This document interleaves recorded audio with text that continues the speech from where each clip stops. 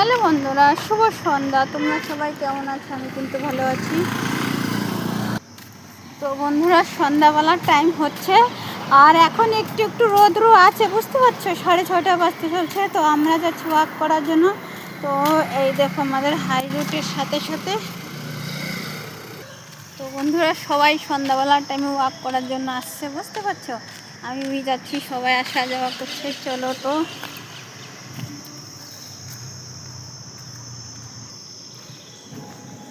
তো বন্ধুরা, দেখতেই পাচ্ছ সবাই যার যার মতন ওয়াক করা হচ্ছে। আর সন্ধ্যাবেলার টাইমে যেহেতু এইসব সন্ধ্যাবেলার যে একটা হাওয়া থাকে না, সেই হাওয়াটা কিন্তু খুবই ভালো শরীরের পক্ষে, বুঝতে পারছো? ওই দেখো একটা সেই কাঠবিড়ালি, ওই দেখো গাছের মতো চড়ছে, দেখছো? ওই দেখো দেখো দেখো। তো বন্ধুরা, চলে আসলাম হাঁটতে হাঁটতে অনেকটা দূরে। আর সত্যি ভালো লাগতেছে। আর মানে বেশি হাঁটলে কি পায়ে ব্যথা হয়, বুঝতে পারছো? কিন্তু কিছু করার নেই।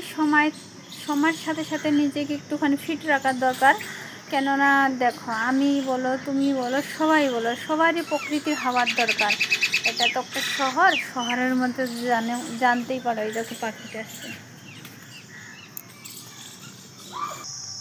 তো বন্ধুরা, ঘুরতে ঘুরতে ওয়াক করা হয়ে গেল। ওয়াক করা অনেকক্ষণ করলাম, বুঝতে পারছো?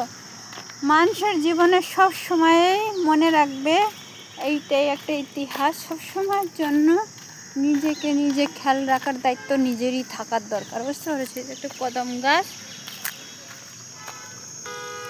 আজকে একটা মস্ত বড় কথা শোনাবো। সেইটা আজকালকার ডেটে হচ্ছে। বলছি যে মা বাবা বলে কোনো দোষী থাকে না, কিন্তু একটা মা বাবা কিন্তু দুজনেই দোষী থাকে। যদি আজকালকার ডেটে অনেক মা বাবা আছে সন্তান জন্ম দিয়ে যারা আলাদা আলাদা বিয়ে করে, আর বাচ্চাগুলো যে কষ্ট পায়, সেই বাচ্চার চোখের জল কিন্তু খুব দামি।